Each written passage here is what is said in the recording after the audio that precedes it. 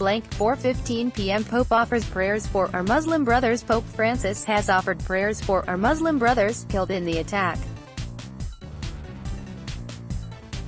Francis in his traditional Sunday prayer said that the mosque attack victims were added to the pain, wars and conflicts that don't cease to afflict humanity. Francis led the faithful in a silent prayer for our Muslim brothers who were killed, and renewed an invitation to unite in prayer and gestures of peace to oppose hatred and violence. The public prayers follow a telegram of condolences sent after the Friday attacks that claimed 50 victims, in which the pontiff denounced the senseless acts of violence. 4 p.m. New Zealand meant to be a safe haven for Syrians. A Syrian father and his two sons, who had found refuge in New Zealand last year after fleeing their homeland, were among the victims of Friday's terrorist attack while praying at Al-Noor Mosque in Christchurch.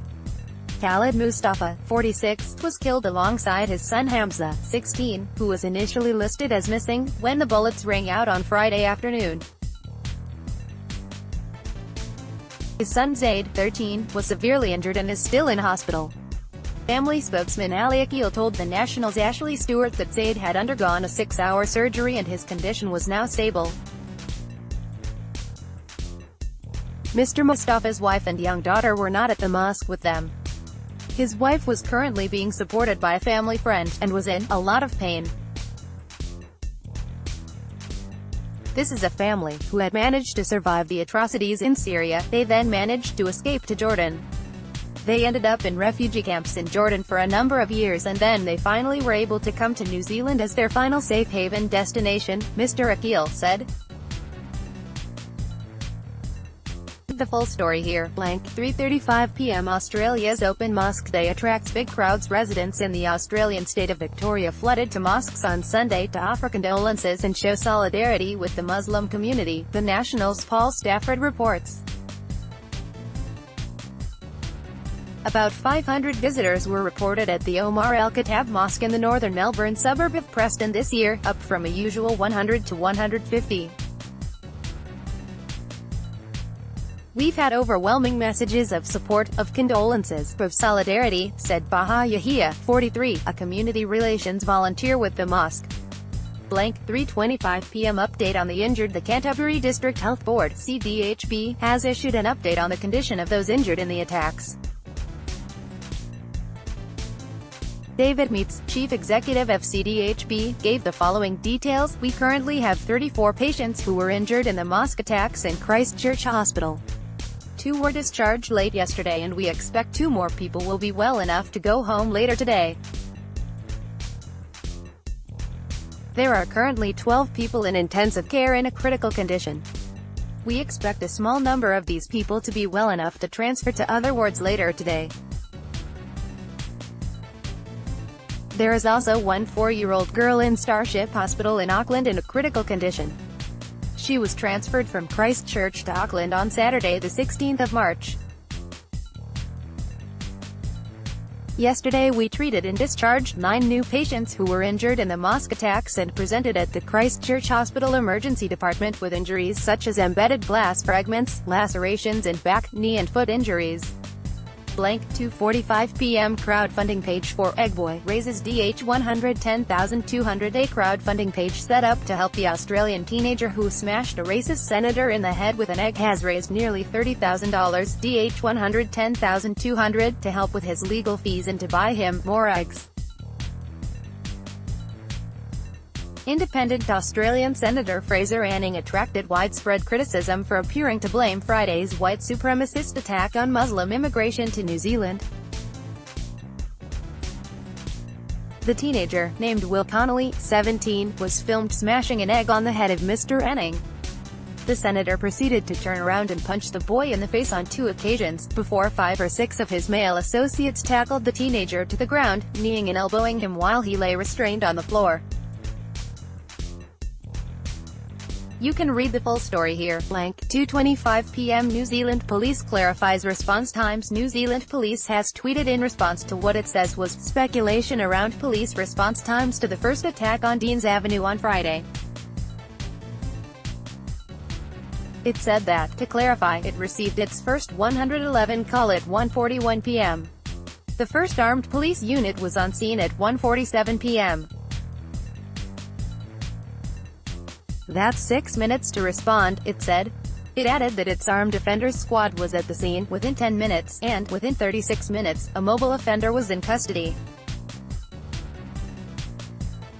I am very proud of the police response to this terrible attack. 1:50 p.m. Crusaders Rugby Club considers name change. Christchurch-based professional rugby club the Crusaders has said it will consider changing its name after the attacks on Friday. The side, which brands itself as the world's most successful non-international professional rugby team, issued a statement in response to concerns raised about its name. It said it will have conversations with a range of people including the Muslim community, at an appropriate time. You can read the full statement in the tweet below. 1:30 p.m. Dunedin Airport closed due to suspicious device. New Zealand police closed Dunedin Airport late on Sunday after a suspicious device was reported on the airfield. Dunedin Airport is currently closed, a statement said. Police are at the scene and specialist teams have been deployed to determine the nature of the package, according to Tracker FlightAware. Air New Zealand Flight 691 from Wellington had been circling over the city for almost an hour before being forced to return to its origin. The New Zealand Transport Agency reported State Highway 86, the main road leading to the airport, had been closed. 1:05 p.m. I threw a card machine at the attacker but I'm no hero. Abdulaziz Wahabzada, a 48-year-old Afghan-born shop owner who has lived in Australasia for the past 3 decades, was attending Friday prayers with his 4 children at the Linwood Islamic Center, when the attack began shortly before 2 p.m. First we thought it was firecrackers. Someone trying to play around with us, he told The National. A man then yelled that people had been shot outside, he said. Mr. Wahabzada then ran outside to where the gunman had already killed 3 people, instinctively grabbing an EFT POS card payment terminal on his way out the door and threw it at the attacker as they came face to face. Read the full story here. 12:20 p.m. Video summary. More than a dozen in critical condition. 12 noon. Victims range in age from 3 to 77. Full details of who died in the attack have yet to be confirmed publicly by authorities, but a list is being circulated by families of the deceased. The document provides the names of 44 men and 4 women, and so is missing the identities of 2 of the 50 victims confirmed as dead by police. Prime Minister Jacinda Ardern said the list was not formal, and will not be until formal identification has been completed. 11:30 a.m. We stand united with our Muslim brothers and sisters. Christchurch Mayor Leanne Dalziel said terror had no place in Christchurch and that the community is united in condemning Friday's mosque shooting. There are people who are absolutely determined to divide our world, and they will only conquer us if we allow divisions to occur, Mrs. Dalziel told The National. We stand united with our Muslim brothers and sisters, Mrs. Dalziel said. The priority was to show solidarity with the people of all country affected and seek forgiveness. You can read more on this here. 10:50 a.m. Tension over release of bodies. The first bodies from the Christchurch mosque massacres were due to be released late on Sunday. But there's growing frustration among victims' families over delays in getting their remains for burial. Islamic custom dictates that the deceased should be buried within 24 hours, but authorities said the complex investigation made a quick process difficult. New Zealand officials said that all 50 bodies should be back with their families by Wednesday. The graves being prepared at Memorial Park Cemetery on March 17, 2019 in Christchurch, New Zealand. Getty Images. It's a massacre. What else do they need to know? Sheikh Amjad Ali, an assistant school principal who had traveled from Auckland to help with the funeral arrangements, told AFP. The families are sad but they are getting a bit frustrated. The reasons of their deaths are known. Why not release those who have been identified, he said. I'm not going to talk against authorities because they have their own rules and regulations, but they are balancing between the culture and religious views and the local laws. Ali said it was difficult for relatives to know that the bodies had been lying in the mosques for more than a day. Prime Minister Jacinda Ardern said a small number of bodies would be returned to families from Sunday evening. Blank 10:10 a.m. Pakistani death toll reaches 9. Pakistan's foreign ministry spokesman says 3 more Pakistanis have been identified among those killed, bringing the nation's death toll to 9. Spokesman Mohammed Faisal in his latest tweet Sunday said Zishan Raza, his father Ghulam Hussain and mother Karam Bibi are now confirmed to have killed in the terrorist attack in Christchurch. Blank 9:45 a.m. New Zealand wants answers from Facebook. Prime Minister Jacinda Ardern said she would be looking for answers from Facebook and other social media firms about how the attack was live-streamed on their platforms,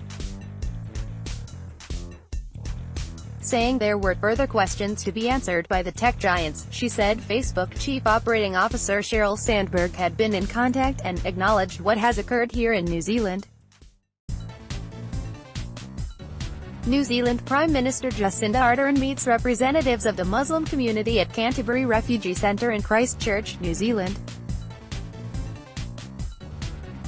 Reuters. The live stream, lasting 17 minutes, was shared repeatedly on YouTube and Twitter, and internet platforms were scrambling to remove videos being reposted of the gruesome scenes. We did as much as we could to remove, or seek to have removed, some of the footage that was being circulated in the aftermath of this terrorist attack, Ms. Ardern said. But ultimately it has been up to those platforms to facilitate their removal. Blank 8:50 a.m. Facebook removes more than 1 million videos. Mia Garlick of Facebook New Zealand has revealed the scope of the social media platform's moderating efforts after videos from the attacks were widely posted and shared. In the first 24 hours, Facebook removed 1.5 million videos of the attack globally, of which 1.2 million were blocked at upload. Out of respect for the people affected by this tragedy and the concerns of local authorities, we're also removing all edited versions of the video that do not show graphic content, Ms. Garlick said.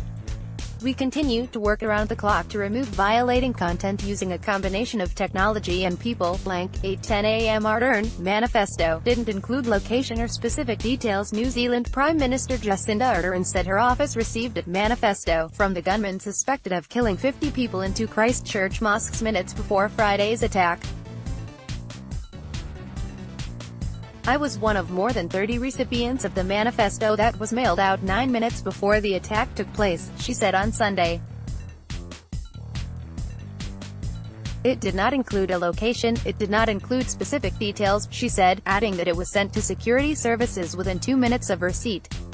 Initially, 49 people were declared dead, but 2 Jordanians and a Saudi national succumbed to their wounds on Saturday, raising the death toll above 50. Suspect Brenton Tarrant appeared before a judge on Saturday, handcuffed and wearing a white prison robe. He has been held in custody pending further hearings. Updated, March 17, 2019, 4:14 p.m.